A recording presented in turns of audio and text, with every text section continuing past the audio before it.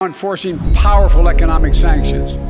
We're cutting off Russia's largest banks in the international financial system, preventing Russia's central bank from defending the Russian ruble, making Putin's $630 billion war fund worthless.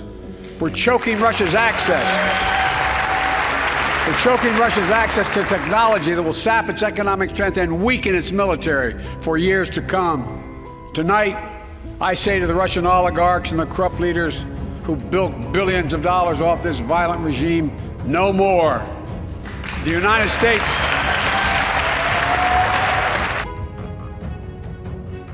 Ketika Barat dan sekutunya mulai melakukan tekanan kepada Rusia dengan sanction, tentunya sanksi ekonomi, di mana Barat dan sekutunya yang tidak mampu secara militer perang melawan Rusia di Ukraina, maka pihak Barat tersebut meluncurkan perang ekonomi, tekanan kepada Rusia dalam bentuk yang lainnya. Sanksi ekonomi seperti tidak dikirimnya kebutuhan harian, bahan baku produksi, hingga transaksi dunia dengan SWIFT dolar diblok dan lain sebagainya dilakukan oleh banyak negara terhadap Rusia. Tapi semua ini sudah diperhitungkan oleh Putin jauh-jauh hari. Sungguh, sebelum perang semuanya sudah disimulasikan. Simulasi di war room, bukan hanya perang bedil-bedilan disimulasikan, tetapi segala macam proxy war dan bentuk 7 perang lainnya seperti masalah ekonomi, sanction, transaksi dolar, alat komunikasi diblok, apapun itu sudah dipertimbangkan dan pastinya sudah punya solusi-solusinya. Misalnya, SWIFT International Payment System di mana transaksi dolar di cut off atau dipotong, tidak bisa masuk ke Rusia atau keluar Rusia. Akankah memukul Rusia? Jawabannya tidak. Kalau hal itu dilakukan malah counterproduktif, membahayakan dolar. Dolar Amerika akan berbahaya karena akan menguatkan kekuatan non-dolar seperti yuan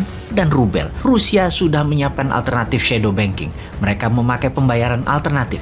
Kita ingatkan hal ini. Iran, Korea Utara, dan Tiongkok tahu caranya. Bahkan cryptocurrency mereka sudah pakai juga. Melihat siapnya Rusia 360 derajat, Amerika, Barat, dan sekutunya pusing 7 keliling melawan Putin saat ini. Bahkan dalam pernyataan Putin tidak langsung kemarin di hari ke-7 serangan Ukraina, Eropa Barat dan Jerman diancam akan dicekik Rusia habis dengan gas Rusia. Terdiam Eropa Barat itu kemudian. Di sisi Tiongkok, hubungan mereka makin mesra, Tiongkok dan Rusia tersebut. Saling asah-asih asuh mereka berdua. Sanksi ekonomi ke Rusia tidak akan mempengaruhi banyak terhadap Rusia karena Tiongkok siap di sampingnya. Economic warfare-nya matang sekali dari keduanya. Bahkan ekonom Barat yang mempropagandakan akan mahalnya biaya perang Ukraina per harinya yang Rusia harus tanggung, yang jika dalam minggu-minggu depan ini Ukraina tidak takluk juga oleh Rusia, Rusia akan merugi dan akan menarik invasinya. Jawaban ekonom tersebut wajar karena akademis atau pejabat komen seperti itu.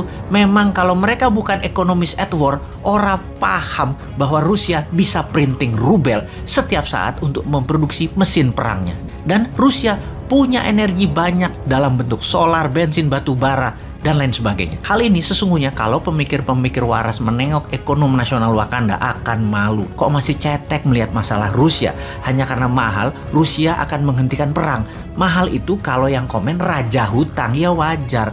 Kalau tahu cara tidak berhutang mengelola keuangan negaranya, maka perang itu biasa-biasa aja biayanya. Sama seperti Tiongkok membangun 20 miliar meter persegi bangunan dan segala macam infrastruktur dalam 40 tahun dengan biaya mendekati 10 triliun dolar atau 10.000 billion dolar atau 75 kali APBN Indonesia sekarang atau 150 kali APBN Indonesia 40 tahun yang lalu. Total angka yang besar tersebut, siapa yang meminjami Tiongkok? Ya perlu alternatif keuangan lain seperti MMT yang Tiongkok tahu caranya, Rusia pun tahu caranya. Sungguh, perang yang rumit dan mumpuni hanya bisa dilakukan oleh negara berdaulat. Beda dengan ketika Lord mengatakan Indonesia dalam 40 tahun ke depan tidak akan perang, maka Bosman bingung. Bingung kok bisa dia ngomong begitu?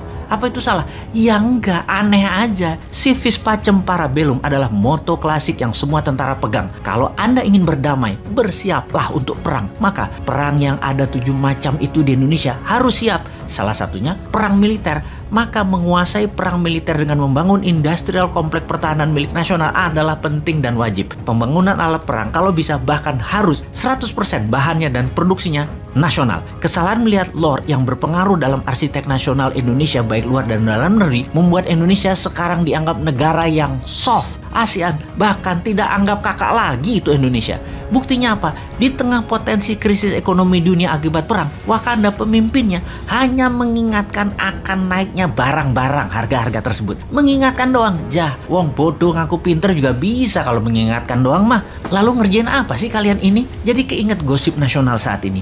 Dihembuskannya tambahan jabatan 3 tahun lagi karena pandemi dan masalah dunia membuat tidak semestinya pemilu diadakan. Sungguh, siapa yang mau dan minta perpanjangan itu sih? Yang masih enak menjabat atau yang di pinggiran makan serpihan sampah yang mengusulkan? Menurut Ngana, siapa Jo?